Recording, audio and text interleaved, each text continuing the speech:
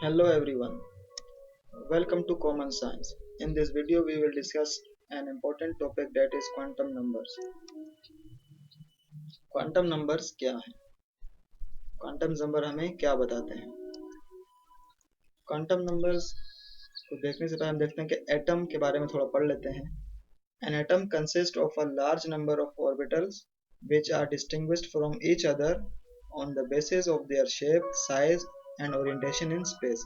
यानी कि एक एटम में कई बहुत सारे ऑर्बिटल्स होते हैं जो कि एक दूसरे से मुख्तलिफ होते हैं with respect to shape, size और ओरिएंटेशन.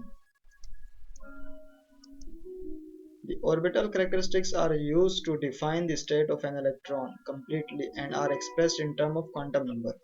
यानी कि किसी भी इलेक्ट्रॉन के स्टेट को डिफाइन करने के लिए हमें ऑर्बिटल कैरेक्टरिस्टिक्स को यूज करना पड़ता है, फिर हमें उन्हें एक्सप्रेस करते हैं क्वांटम नंबर्स की फॉर्म में. In terms of quantum number हम इनको एक्सप्रेस करते हैं, जाहिर करते हैं. देखते हैं कि पहली मर्तबा क्वांटम नंबर का आइडिया किसने दिया है. In 1926, Schrödinger gave an idea of quantum number to determine the orbital. यानी कि 1926 में श्रोडिंगर ने क्वांटम नंबर का आइडिया दिया और बताया कि इसकी मदद से हम ऑर्बिटल्स को फाइंड कर सकते हैं. चलें अब क्वांटम नंबर को सिंपली डिफाइन करते हैं और फिर आगे बढ़ते हैं. क्या बताते हैं क्वांटम नंबर्स हमें? The number that shows the behaviour of N orbital और subshell.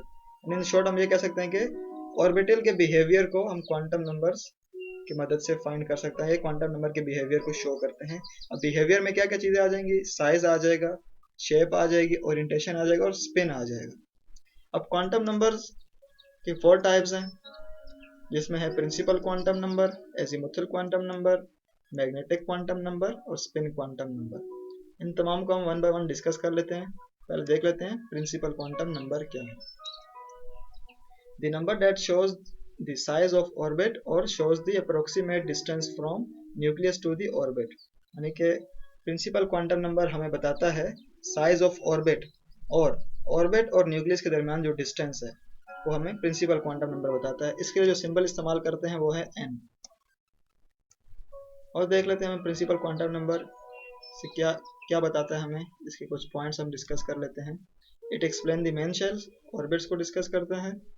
Its value is always positive and whole number, positive और whole number इसकी वैल्यू होती है. It explains the maximum number of electrons in main shell which is calculated by the formula.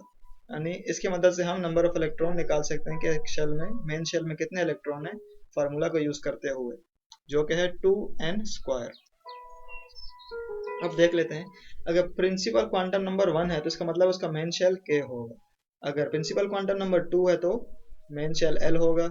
अगर principal quantum number 3 है तो m होगा. इसी तरह रिस्पेक्टिवली चलते रहेंगे. अब देख लेते हैं कि शेल्स क्या हैं. एक एटम में कई सारे शेल्स होते हैं. जैसे कि न्यूक्लियस के जो नियरेस्ट शेल होता है उसे हम कहते हैं वो k शेल है. उसके बाद सेकंड शेल आ जाएगा वो l शेल हो जाएगा, m शेल हो जाएगा और ऐसे ही तरतीब से बढ़ते रहेंगे. अब हर एलिमेंट के पास ये शेल्स की तादाद कम और ज्यादा होती है, आगे ऊपर नीचे हो जाती है उनके एटॉमिक नंबर्स के रिस्पेक्ट से.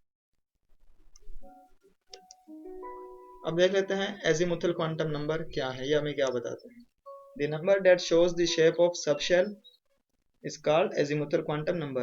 यानी कि सब शेल की शेप को, यानी कि ऑर्बिटल्स की शेप को जो नंबर रिप्रेजेंट करते हैं उन्हें कहते हैं यह azimuthal quantum number. Principal quantum number orbits और मेन शेल की बात करते हैं, जबकि azimuthal quantum number shape of subshell और यानी कि ऑर्बिटल्स के बारे में बताते हैं. इसके लिए सिंबल यूज करते हैं स्मॉल l. इन्हें भी इसके भी कुछ मेन पॉइंट्स डिस्कस कर लेते हैं. It explain the subshells, its value is always positive and whole number, यानी पॉइंट में वैल्यू नहीं होती. It explain the number of subshell in main shell which determined by the expression l is equal to n-1, यानी कि सब shell की तादाद निकाल सकते हैं कि एक शेल में कितने सब शेल हैं. It explain about the maximum number of electron in subshell which is calculated by, और इस फार्मूला एजीमुथल क्वांटम नंबर के फार्मूला 2 ब्रैकेट 2l+1 की मदद से हम नंबर ऑफ इलेक्ट्रॉन भी निकाल सकते हैं कि किसी सब शेल में कितने नंबर ऑफ इलेक्ट्रॉन्स पाए हैं. और जो सब शेल हैं वो हैं spdf. अब इनकी हम शेप्स भी देख लेते हैं और देख लेते हैं कि हम इन्हें spdf क्यों कहते हैं, इनके नाम ये कैसे पड़े. s का मतलब है, s स्टैंड करता है शार्प के लिए, p स्टैंड करता है प्रिंसिपल और प्राइमरी के लिए, जबकि d स्टैंड करता है डिफ्यूज के लिए, और एफ की फुल फॉर्म बनती है फंडामेंटल। तो इनकी शेप्स आप देख सकते हैं, एस, पी, डी और एफ सब शेल की। अब हम नेक्स्ट पे आते हैं, जो कि है, इसको हम फार्मूला को डिस्कस कर लेते हैं एजीमुथल क्वांटम नंबर के, ताकि हम इसको और अच्छे से समझ जाएं।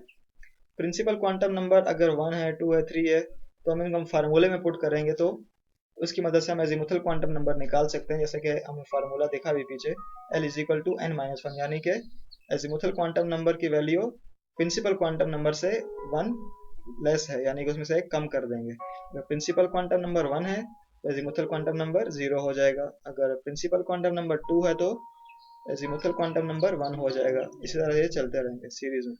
और अगर एजीमुथल क्वांटम नंबर 0 है तो उसका सब शेल s होगा, और अगर उसका एजीमुथल क्वांटम नंबर 1 है तो वो p हो जाएगा, एजीमुथल क्वांटम नंबर 2 है तो d हो जाएगा, अगर 3 है तो सब शेल f हो जाएगा।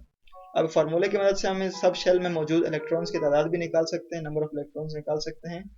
फार्मूले को यूज करते हुए 2 ब्रैकेट 2l+1 में अगर हम l की वैल्यू पुट करेंगे, जहां पर अगर l की वैल्यू 0 है तो हमें पता चला इसमें नंबर ऑफ इलेक्ट्रॉन्स 2 हैं, यानी कि s सब शेल में 2 इलेक्ट्रॉन आते हैं। और अगर एजीमुथल क्वांटम नंबर वैल्यू 1 है और उसका सब शेल p है, तो हमने फार्मूले में पुट किया तो हमें पता चला कि p शेल में 6 इलेक्ट्रॉन आ सकते हैं। और इस तरह अगर हम वैल्यू 2 पुट करते हैं एजीमुथल क्वांटम नंबर की, तो हमें पता है 2 d सब शेल होता है और उसमें 10 इलेक्ट्रॉन आ सकते हैं। और इस तरह अगर हम वैल्यू 3 पुट करते हैं, जो कि f सब शेल को रिप्रेजेंट करता है, तो इसका मतलब है कि f सब शेल में नंबर ऑफ इलेक्ट्रॉन जो है वो है 14। अब देख लेते हैं मैग्नेटिक क्वांटम नंबर क्या जाहिर करता है, क्या रिप्रेजेंट करता है। The number that shows the orientations of subshell is called magnetic quantum number, यानी कि ये ओरिएंटेशन ऑफ सबशेल बताता है, यानी कि सबशेल की ओरिएंटेशन को रिप्रेजेंट करता है, शो करता है क्वांटम नंबर। और मैग्नेटिक क्वांटम नंबर के लिए हम सिंबल m इस्तेमाल करते हैं, स्मॉल। इसके कुछ पॉइंट्स डिस्कस कर लेते हैं। It explain the orientation of subshell, जो हम पढ़ चुके हैं अभी। It's value is always positive और नेगेटिव और होल नंबर, यानी इसकी वैल्यू पॉजिटिव भी हो सकती है और नेगेटिव भी हो सकती है, लेकिन होगा whole number. Its values are from -2 to +1, यानी -1 to +1 और -2 to +2 और -3 to +3, माइनस और प्लस के दरमियान वैल्यूज रहेंगी।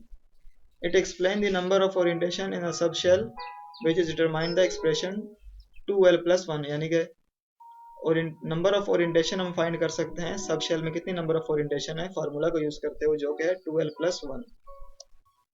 Magnetic quantum number can be calculated by, और मैग्नेटिक क्वांटम नंबर को हम इस फार्मूले की मदद से फाइंड कर सकते हैं। चलो अब इस फार्मूले को यूज करते हैं, थोड़ा समझने की कोशिश करते हैं।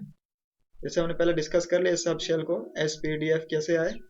एजीमुथल क्वांटम नंबर 0 है तो एस आएगा, 1 है तो टी आएगा, 2 है तो डी, और 3 है तो एफ आएगा। और अगर एजीमुथल क्वांटम नंबर 0 है तो इसका मतलब उसका मैग्नेटिक क्वांटम नंबर 0 आएगा।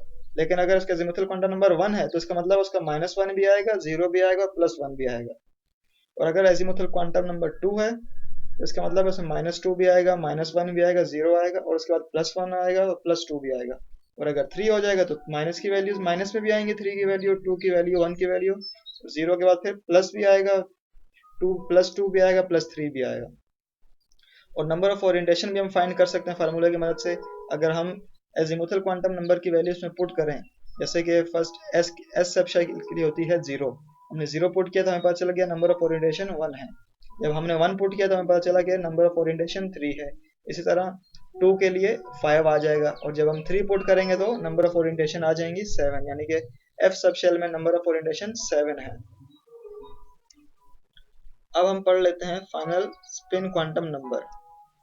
नाम से जाहिर है कि स्पिन और इस rotation of an electron represent करता है, जो और इसके लिए सिंपल हम इस्तेमाल करते हैं जो है एस।